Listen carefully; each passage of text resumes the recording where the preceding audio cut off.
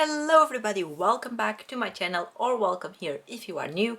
I'm Manganet, and during the whole month of February I'm publishing one video a day every single day in collaboration with my friend Holly Tash. In case you haven't seen my previous videos during this month, I'm gonna leave the playlist here in the card so you can go and check it out and see all the videos you've been missing. And on today's video we are going to be reading the best and the worst book on our TBR shelves according to Goodreads.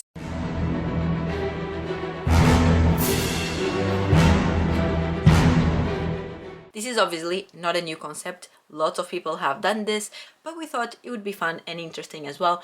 And before I go on Goodreads and try finding out what books I have that are the best and the worst, I thought it was as well fun to look at my bookshelves and try make some predictions. So for the worst book of my bookshelf, I think it's going to be one that it's not necessarily the worst, but just something that didn't reach a lot of people, something that has very few reviews, because those are the ones that tend to have lower average ratings just because they have like 2 reviews instead of 200,000. And for that, I selected The Gone Dead by Chanel Benz. This book is an arc that I got in New York, and I don't really know a lot about this book. I never heard anyone talking about this, so I feel like this is fairly reasonably unknown, and so it has potential to be down there at the bottom of the list. For the best book, the one that I think it's going to be up there with the ratings, it's this bad boy here, Becoming by Michelle Obama. It's such a long book. In a way, I want to read it, of course, but this would take me forever to read. It's a non-fiction and it's written by Michelle Obama, and lots of people have read this, everyone loves it, and I feel like there's so much potential for this one to be considered the best book of my TBR. Before I log into my Goodreads account to see in fact which one is the best and the worst, let me just say that we agreed on a couple of rules. So we're only going to do this with standalones, so even if it's the first book of a series, we're going to just ignore that and move on to the next one. And as well, if it's a book in a Portuguese edition, I will also move on to the next one, just because I don't think it's relevant for you guys watching this. And I think that's it really, so let's go have a look. Here's my Goodreads profile, and I have this shelf thing where I call in my bookshelf, and that's all the books that I own but I haven't read yet, supposedly. Sometimes Goodreads bugs a little bit and has some books here, but when you click it you actually see they are in another shelf. I don't know, let's just go with it. So I'm gonna sort this by average rating. Oh my god, I haven't looked yet. Okay, so the best book is, I actually already read this. You see when I click on it, it says it's red. So I don't know why it's here. And the second one, I was correct. It's Becoming by Michelle Obama. And actually, Gemina was the one when I looked at the shelves. I actually thought it was going to be Gemina, but then I saw the Michelle Obama one and I was like, nope, it's going to be that one. So I'm going to be reading that one for this video. And now let's invert the order. And the worst book is... Really? Oh, I'm actually quite happy that it's this one because I really want to read it. It's Even If We Break. It's right here. It's this one. This is the worst book of my TBR, apparently. I had no clue. So it has 1,249 ratings. Like I said, it's something that doesn't have a lot of ratings, which makes sense. And it has a 3 stars average. This is a book that only very recently came to my bookshelves, and I really want to read it. It's like a game of some sort, and it's a thriller. I don't know. It sounds just like up my alley and like my jam, and I hope I'm not wrong. So these are the 2 books I'm going to be reading for this video, Becoming and Even If We Break. Hello, it's the next day and I'm gonna start reading this bad boy. It's a very big book and I have now half an hour until I need to start making dinner. So I'm gonna sit, read for half an hour, and then hopefully while I cook I'll listen some more of the audiobook and I'll update you later on. I'm nervous, not because this is the best book supposedly of my TBR, but because it's so big and I'm nervous. Not nervous, but I'm afraid it might not really engage me because it's a non-fiction.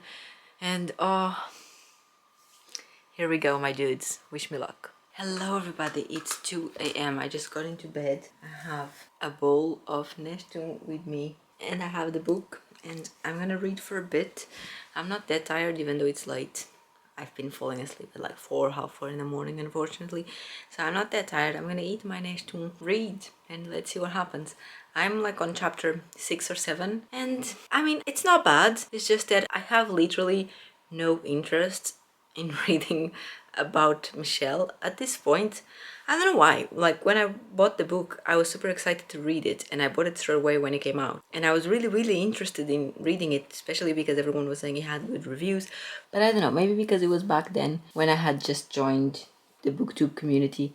Maybe it was still in that phase. I don't know, I'm guessing. But maybe I was still in that phase where everything sounds interesting and you just buy so many books that later on you realize don't really match your taste and preferences. So it might have been that, or I might just have been genuinely interested back then, and now I'm just like, there's nothing wrong with it. I just rather be reading something else, and that's really sad because I do want to read something else, and I do have a bunch of other things that I need to read, including the other book for this video.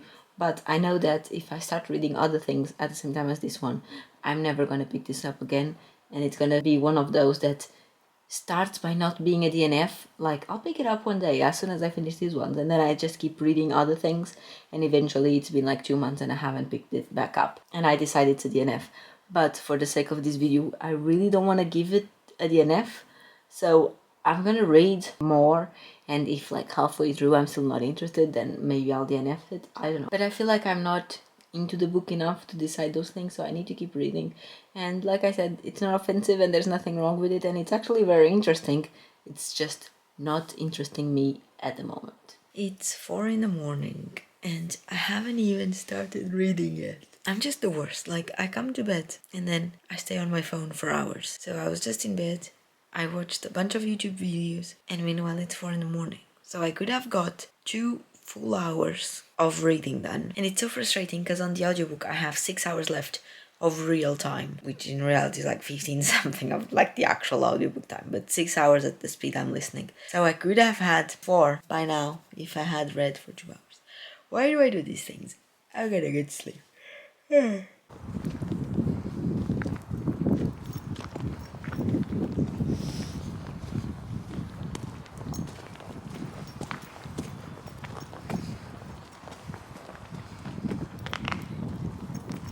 Oh, hello. Huh. How's it going? I was on my way to go sit on the sofa with my friend Michelle. Here she is. But I wonder if my camera thinks like she's a face, as in like obviously it's a face, but will it become a portrait? Oh my god, it does. What was I saying? Oh yes, I was gonna sit on the sofa. I went to make myself a cup of coffee.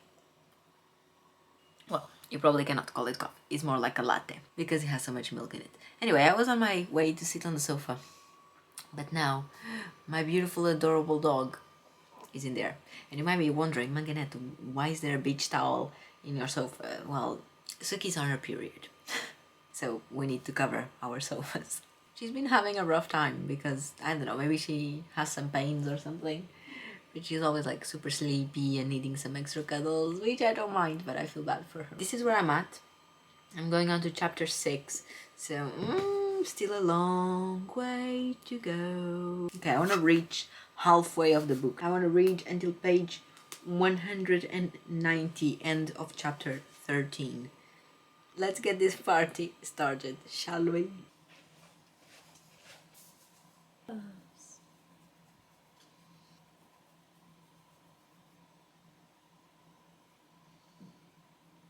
One eternity later. Yes.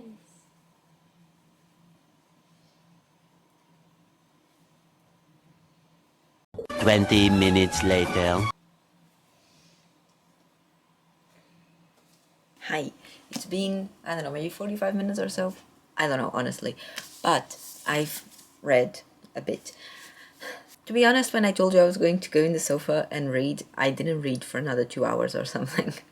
I was just on my phone as always. But then I started reading and it's finally getting interesting. I mean, it's her life story, but we're in the part where she and Barack met. They already met, but they're starting to date now. And you know, I'm a loser for romance, so obviously I'm enjoying that part. I'm gonna make dinner now and keep listening to the audiobook because I'm actually getting into the book now, so I'm excited about it. And I'll talk to you later on when I have some updates. Hello everybody, it's the next day, and yesterday I made an excellent progress on becoming. Look where I am. Oh my god, I'm almost finished. I'm going on to chapter 19.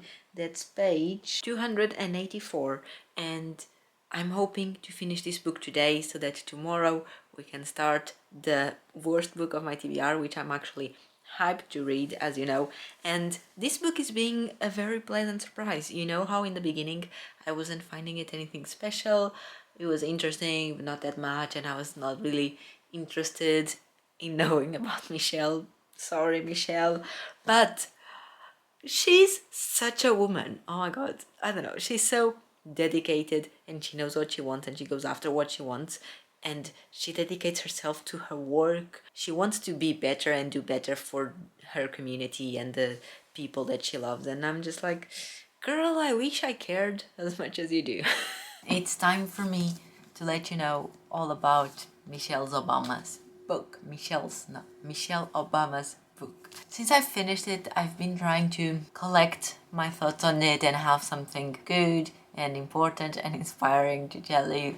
And I don't know if I'm gonna achieve that, but basically this book is Michelle telling us her story ever since she was a kid, growing up in America as a black person in a black family, and all the troubles she had since kindergarten and high school, university, finding out her career, taking a degree, and then wanting to put that degree to the side and pursue something else, meeting Barack, falling in love, having a family, moving to the White House, and then moving out of the White House. Basically, her whole life up until the point where she was writing it. It's very interesting. The first part of the book I found a bit more, I don't want to say boring because obviously it's her life. The whole book is very well written and it's very straightforward. There's no roses and pink things trying to make everything seem like something that it's not. So the whole book I really enjoyed and appreciated the fact and the directness on how it's written. But the first section I found it a bit more boring, not boring, but boring, just because it was set so long ago for myself and it's hard for me to imagine. Obviously, I cannot relate to how it feels being a black kid growing up, obviously. The whole first section was a bit more abstract. But I think this book for me got interested around the time where she actually met Barack and they started falling in love. That might be the part of me that is a loser for romances, or that might as well just be the part that relates more to real life with me, because it was around that time that she started having questions in her mind and wondering what was the path she wanted to follow, what did she wanted to do with her life. From that point onwards, I found it very interesting. Later on, much later in the book, when Barack gets elected to be president, before that, she also describes how was the campaigning progress and how that was affecting the family and their two daughters and how she was feeling. She's very direct on how everything made her feel during all these years, which is good, because you can see that, yes, they are a privileged family, but things don't always come just with easiness. Sometimes there are struggles as well, and there's emotions, and there's decisions that need to be made, and they are not always straightforward decisions. The last section of the book is the one that I like the most, which is her describing her life inside the White House.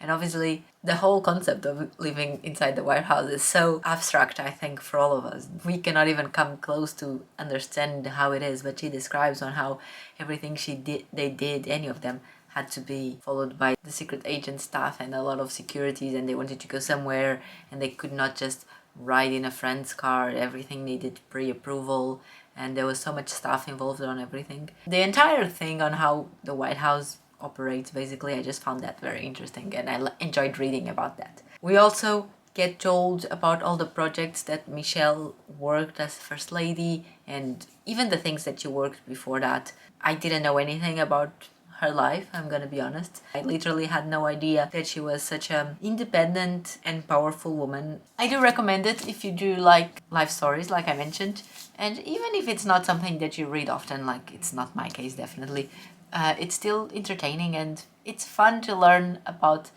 the other side of the story. And at the same time, I did find it very inspiring, even though at some point kind of made me feel bad with myself, because here we have Michelle being all goal-oriented, like I mentioned, and she knows what she wants and she has all these interests and all these things that she cares about and that she wants to work towards that.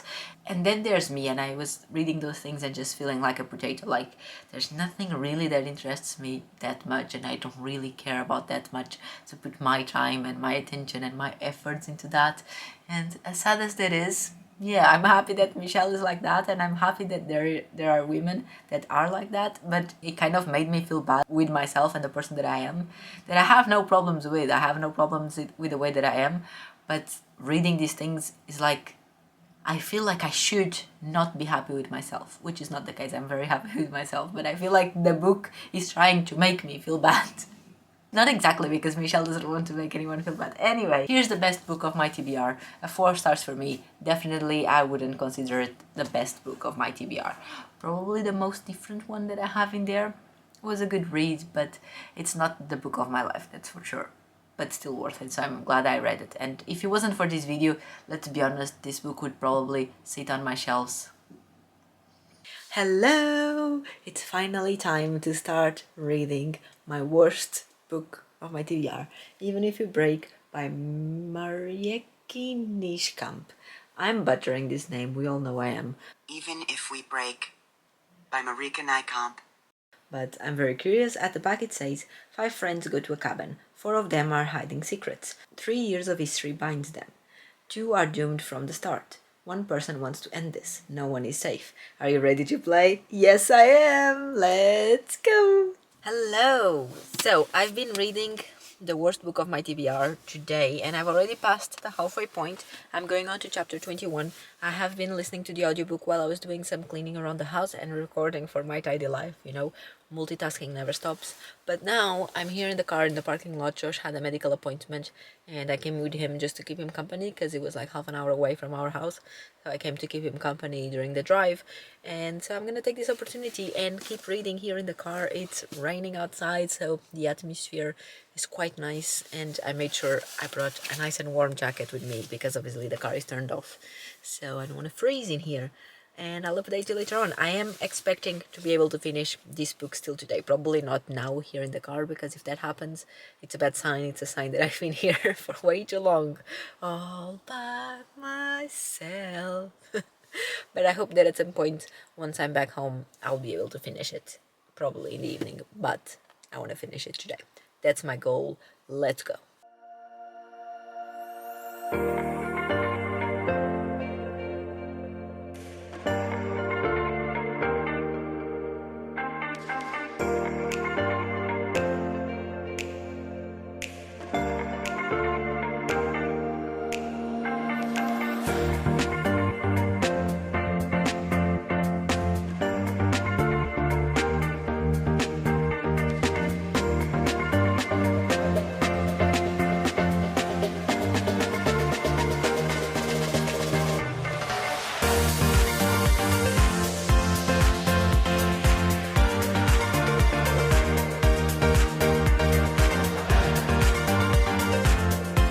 Hello everybody, it's the next day, and yesterday I ended up lying to you. I said I wanted to finish this book, but I didn't. But I'm almost there. To be honest, I haven't read anything else since we left the car park where I was reading, but I did get a lot of reading done in there, which made me really happy. And now I only have a little bit left. I should be done within 1 hour, so I'm gonna sit here on the sofa, probably cover myself with a blanket, and I'm gonna get some reading done. However, I didn't sleep a lot this night, and I'm very tired. It is very early, and I've been awake for a few hours already, so there's a chance I might actually fall asleep. But I'm gonna try and get this video done. Also, I realized that I've never really told you what this book is about, so let me put the camera down and we can chat. How do I say? So this is supposed to be the worst book of my TBR. Do I think it's the worst book? No. But it's also not very good. So for starters, this is a young adult book, and lately I haven't really been enjoying young adult books because, I don't know, I think I've outgrown them a little bit. We're following this group of friends. They play this game together for many years now of like figuring out mysteries. Like one of them is the game master, and that person creates the game. Like a crime happens and the person plants the clues, writes the storyline and all that. And the other ones are the detectives, and they've been playing this for so long that now they have all these years of experience. Like I say, it's on a fictional city and everything, so the other ones will try and fix those crimes and discover who's guilty of murder or something, depending on what's happening on each case. And that sounds really cool, right? Playing those kind of games with your friends. I wish. But now, during this book, we are in a cabin that one of the kids' parents owns, and they are there for a weekend, and they are playing one of those games. And for some reason, they keep mentioning how this is the game that is like the last game they've ever going to play, and it's gonna break everything, and they want everything to break. But never once got mentioned why this game is the last game and why this is going to break everything. It has that thing that I really hate in young adults, which is, where are the parents? They are in this cabin, and then things start happening. The storyline that they were following actually starts happening, and they start dying, and there's blood everywhere, and I'm just like, where are the parents, and why are these kids, they're 17 years old, why are they alone in a cabin in the middle of the woods? Like I said, the story has lots of potential, but it seems a bit confusing because there's all these details that didn't really get explained. But I'm gonna keep reading, and I'll talk to you at the end of the book, and hopefully I'll have some more insight about the story. How does Kayla record from this angle all the time of her laying down without her arm falling off? I finished the book hours ago. I was here on the sofa, I finished the book. I didn't like it, and then like Suki came to the sofa and she was sitting next to me and being adorable, like she always is. And I was just staring at her because she's adorable and beautiful, and then I fell asleep. Supposedly the worst book of my TBR. I don't think it's the worst because I have The Seven Deaths of Evelyn Hardcastle on my shelves. This is bad, and I'm so sad. I bought this book recently. I was excited to read it, right? So, like I mentioned already, this is about this group of teenagers that have no parents and no adults looking after them in their life, apparently. They are in that cabin, and they started being attacked. The last section that I was reading is them running away from the cabin and trying to survive. Now, the twist is, it's so obvious. It was clearly going to be one of them, right? There was 5 of them. Obviously, it was going to be one of them because that person thought it was better than everyone else. Didn't impress me, but I've been debating if I should mention this in this video or not. This is one of those books that tried to do so many things at the same time and just failed completely. So for starters, there's so much diversity in this book. And this is what I've been debating if I should mention on my review or not. I don't think that's realistic. I think that if you grab randomly a group of 5 people, you're not gonna have one person for each of the minorities groups in life. Because, like I said, those are the minorities. Nothing wrong, nothing against. And yes, obviously there's people who belong to the minorities. But because it is the minorities, it means that it's way more common and way more probably to grab someone else from the majority instead. What I mean by diversity is this book has gay people, trans people, non-binary characters, people who have been in accidents, people with disabilities, people who have been abused by their parents, people who have really poor families and struggle with money, people who love school, people who are dropping out of school. This is only in the 5 friends group. In those 5 people, we have all these minorities. And probably some more that I forgot. And like I mentioned, I just don't think it would be possible to grab 5 people and have all these minorities showing up. And I do understand what the author was trying to do, which was including minorities. Like, not everyone is white, and not everyone is super smart and super intelligent and has 2 legs kind of thing. The author was trying to run away from the majorities. I just don't think it's realistic. Yes, I do appreciate a book with diversity, but I still think it needs to be done in a realistic way instead of just grabbing... Alright, what are all the minorities in the world? I'm gonna grab an example of everything and I'm gonna put everything in my book. The end of this book really threw me off, and for me this was a solid 2 stars all the way, and now I'm considering if it's not actually a 1 star. Because at the end this just becomes a self-help book. It's ridiculous. It has, again, the same way that all the minorities got pushed onto our faces with this book, the life lessons and the advices also got pushed into our heads. How do I even explain this? Like, I don't know, the last 20 pages of the book is all these beautiful speeches about how you can drop off out of school and that doesn't turn you into a less person, and how even if your parents don't love you, you can still become someone, and how we're going to be friends forever and friends talk and it's okay to ask for help. Oh, one of the minorities it also had someone who's addicted to painkillers. Seriously, and we're gonna be friends forever, and we're gonna talk to each other, and I'm so sorry I never saw you were struggling, but now I'm gonna pay closer attention to my friends and make sure they're okay, and I'm gonna stop assuming things. It was just 20 very intense pages of all the cliche speeches, that all of them are correct, don't get me wrong, they are all transmitting important messages, but it feels like the author was pushing every single correct message that exists in the world. She was trying to push them all, just like she tried to push, I think it's a she, I'm not even sure. I'm sorry if it's not a she. Okay, it says here on her little biography that it's a she.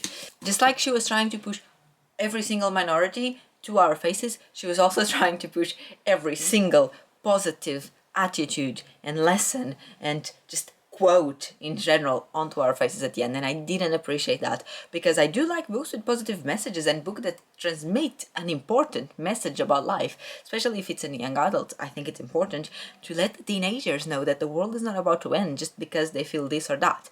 But every single one, every single positive message, every single cliche thing, that just got really annoying really quickly for me. And I was reading the end of the book, and I was honestly like, I don't know, maybe 40 pages from the end, and I even messaged Natasha saying, I just want to DNF this book, because it was just annoying me so much. It was like, oh. I'm gonna give it a 2 stars. It's interesting because this is indeed one of the worst books that I had on my bookshelves, and I'm so sad. I don't remember where I heard about this, but I chose this book. This was not randomly here. I did this to myself. This was a very fun experiment. So for this vlog, I ended up reading these 2 books, the best book of my TBR and the worst. Is this the best book on my TBR? I don't think it is. Is this the worst? It's not the worst. But they are both. This is very close to being the worst. I don't think this is very, very close to being the best.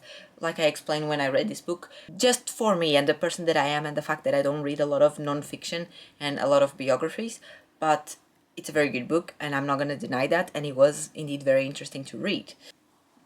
I don't know how to wrap this vlog up. 2 stars, 4 stars. I guess that's it. I'll see you tomorrow.